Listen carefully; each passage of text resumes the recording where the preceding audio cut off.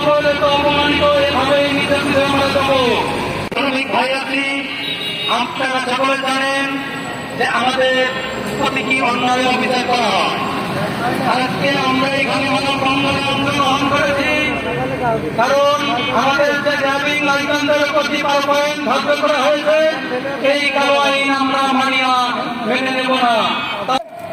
আমরা অর্থনীতি এই চাক্কা ছাতল রাখি আর আমাদের বিরুদ্ধে সেই সমস্ত কালো আইন জারি করা হয়েছে এই কালো আইন যদি উদ্ধার করা না হয় তাহলে আমরা রোডে নামতে বাধ্য হব।